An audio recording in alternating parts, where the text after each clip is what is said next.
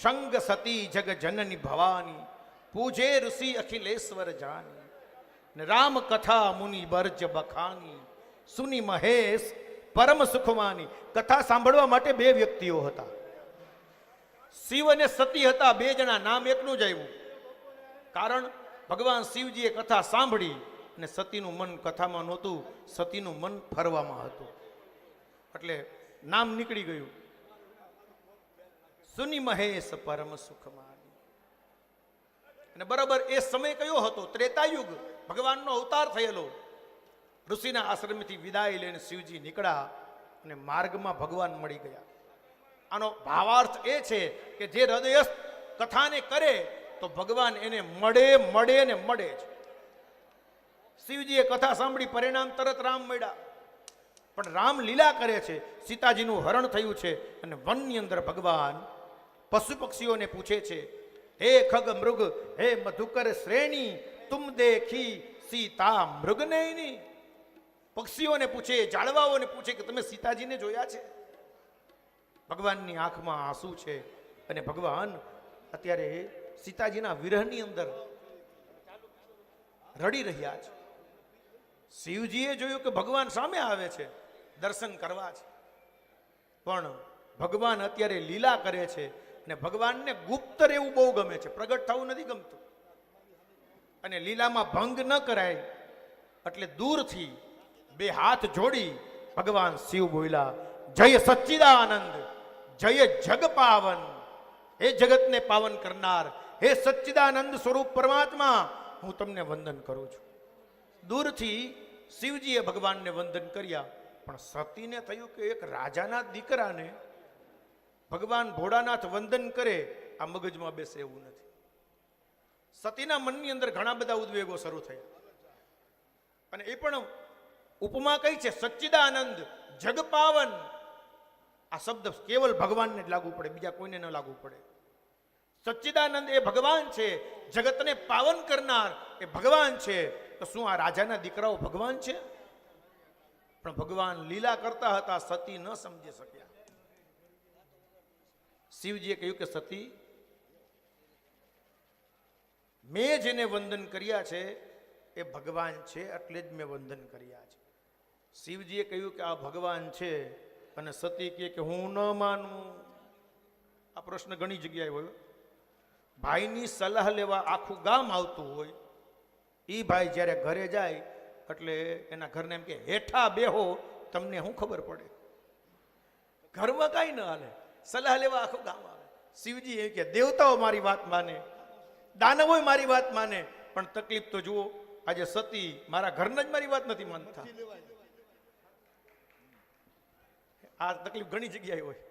ગામનું માન આખું ગામ રાખતું હોય, ઘરમાં આવે કે પાણી હાથે પી લ્યો ને. શિવજીએ વારંવાર સમજાવ્યા, લાગન ઉર ઉપદેશ અદ્યપી કહેવું શિવ બાર બહુ. એક બે વાર નહીં, ઘણી વાર કીધું કે સતી માનો આ ભગવાન છે. અને છેલ્લે છેલ્લે તો શિવજીએ એટલું બધું કહીને કહ્યું કે સોઈ મમ ઈષ્ટ દેવ રઘુવીરા. સતિયા કોઈ સામાન્ય નથી, મારો ઈષ્ટ દેવ છે. જ્યારે સતીએ શિવજીની વાત ન માની અને ત્યારે શિવજીએ કહ્યું કે તો તમે જાઓ અને પરીક્ષા લો. તો કિન જાય પરીક્ષા લેવું. સતીને થયું કે હું જાણવા માટે આ ભગવાન છે કે કોઈ રાજાનો દીકરો છે, એ જાણવા માટે પરીક્ષા લઉં. અને પરીક્ષા લેવા માટે ગયા ત્યારે શિવજીએ બે શબ્દ કહ્યા, કરહુ જતન વિવેક વિચારી. પરીક્ષા લ્યો ને ત્યારે વિવેકથી પરીક્ષા લેજો ને વિચારીને લેજો. જાણવા એટલા માટે કે તમે કોઈ સામાન્યની પરીક્ષા લેવા નથી જતા, તમે જગતના તાતની પરીક્ષા લેવા માટે જાઓ છો. ઘણી વાર પરીક્ષા લેવી ને એ અઘરી પડી જાય છે. એકવાર એક શિક્ષકે સ્કૂલની અંદર મીણબત્તી રાખીને દીવો પ્રગટાવ્યો અને છોકરાઓને પૂછ્યું, છોકરાઓ આ પ્રકાશ ક્યાંથી આવ્યો? એક ટપોડિયો નાનો એવો ઊભો થયો, ફૂંક મારીને મીણબત્તી ઓલવી નાખી, ગુરુદેવ આચાર્યજી આ પ્રકાશ ગયો ક્યાં? આચાર્યને પરસેવો વળી ગયો. કેવું કેમ મારે? ઘણીવાર નાના નાના છોકરાઓના પ્રશ્ન પણ અદ્ભુત હોય છે. મનસુખરામ માસ્તરની અંદર જે છોકરો જે કહે છે, પગ ધ્રુજતા હોય ને બોલે છે, મહારાજ શિક્ષકજી આચાર્યજી પ્રશ્ન તમને નથી આવડતો. મોરારી બાપુની આ કથાની અંદર મનસુખરામ માસ્તરનું બોલતા, સાહેબ બાળકને પૂછે આજે અવળી વાત, અવળી વાત પૂછે છે. રામે કંસને માર્યો ત્યારે દિવસ હતો કે રાત. નાના એવા છોકરાને જ્યારે સાહેબ પૂછ્યું, મોટો સાહેબ અધિકારી, અને ઊંધો પ્રશ્ન, રામે કંસને માર્યો ત્યારે દિવસ હતો કે રાત. ભગવાન મનસુખરામના રૂપમાં ત્યાં ઊભા હતા. મનમાં વિચાર કર્યો કે દિવસે માર્યો કે રાતે માર્યો મને ખબર છે, મારે મારવો, તારે હું કેમ આવો પ્રશ્ન કરવો જોઈએ.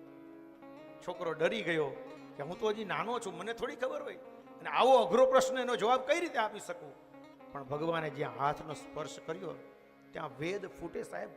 જ્ઞાન છે ને એ પ્રગટે છે, ખોપરીની અંદર જ્ઞાન પ્રગટે, બાકી વાંચેલું હોય ને એ ભૂલાઈ જાય.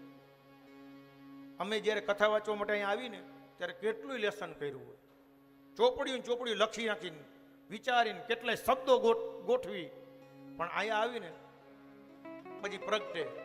અહીંયા લખ્યું હોય ને કાંઈ યાદ ન આવે, ઉપરથી આવે ઓટોમેટિક બધું. આ વસ્તુ છે. ત્યારે બાળક જવાબ આપે છે કે માસ્તરજી તમે પ્રશ્ન ખોટો કર્યો છે. મહારાજ રામે કંસને નથી માર્યો, પણ કંસને તો કૃષ્ણએ માર્યો છે. ઘણીવાર પ્રશ્ન પણ એવા અદ્ભુત હોય છે, અને પ્રશ્નથી જ કથાઓ પ્રાપ્ત થઈ છે. જેટલી જેટલી કથાઓ આપણને મળી છે એના મૂળમાં પ્રશ્ન રહેલા છે. અહીંયા પણ કેટલાય પ્રશ્નો આપણા મનમાં હશે, આમ કરશું, આમ કરશું, આવું આયોજન કરશું, ઓલું આયોજન કરશું, આવું આ બધા પ્રશ્નો જ છે આપણા. અને અમારો બધાનો ભાવ કમા કોઈને અમારે દુઃખી નથી કરવા, બધાને રાજી રાખવા છે. અહીંયા જેટલા ટ્રસ્ટીઓ છે, જેટલા આપણા ગુરુભાઈઓ છે, એ બધાનો એક જ પ્રશ્ન છે, એક જ ભાવ છે. અહીંયા જેટલા આવ્યા ને એ બધાને રાજી રાખવા છે. અહીંયા કોઈને દુઃખી નથી કરવા, બધાને પ્રસન્ન કરવા છે, અને રાજીપો તમારો જોઈ છે અમારે. જેટલા તમે કથા સાંભળો, જેટલા તમે ફરો એમાં અમને રાજી છે. અહીંયા તમને એટલા માટે જ લઈ આવ્યા છે. આ તીર્થમાં આવ્યા છે એનું કારણ કે તમે ફરો, અહીંયા તીર્થનો મહિમા જાણો, અને કથાઓ તો તમે સાંભળો જ છો. તમારો ભાવ છે કે આટલી સંખ્યામાં તમે લોકો કથામાં બેઠા છો. બાકી તીર્થમાં કથા હોય ને ત્યારે 5-10 વ્યક્તિઓ જ હોય, બાકી બધા તો ફરવા જ ગયા હોય. પણ તમારો આ કથા પ્રત્યેનો ભાવ જોઈ ખરેખર ખૂબ આનંદ થાય છે. સતીએ વિચાર કર્યું કઈ રીતે પરીક્ષા લઉં, પણ જો હવે ભૂલ કરી. સતીએ રૂપ લીધું સીતાનું. સીતાનું રૂપ લઈ ભગવાનની આગળ, ભગવાન જે માર્ગે ચાલતા હતા એની આગળ જઈને બેસી ગયા. મનમાં વિચાર કરે છે કે હમણાં આવીને મને કહેશે કે સીતા તમે ક્યાં હતા, એટલે હું કહીશ કે હું સીતા નથી ને તમે ભગવાન નથી. સતી મનમાં હજી આવો વિચાર કરે છે. બરોબર એ જ સમયે ભગવાન ત્યાંથી પસાર થયા. લક્ષ્મણજી સમજી ગયા કે અરે આ શું છે, માતાજી આ સીતાના રૂપમાં આ બધી, પણ ગંભીર છે, બોલ્યા નહીં. મને જો ખબર પડી જાય તો ભગવાન રામને તો ખબર જ હોય. ભગવાન સમજી ગયા. ભગવાન માર્ગમાં આગળ ચાલ્યા, સતીની પાસે આવ્યા. ભગવાન બોલ્યા નહીં, સીધા પેલા હાથ જોડ્યા. હાથ જોડીને ભગવાન સતીને પગે લાગ્યા. પગે લાગ્યા એટલે બોલવાની જરૂર ન પડી. આપણી ભારતીય પરંપરા છે કે હંમેશા પત્ની પતિના ચરણમાં પગે લાગે. આ આપણી ભારતીય પરંપરા છે.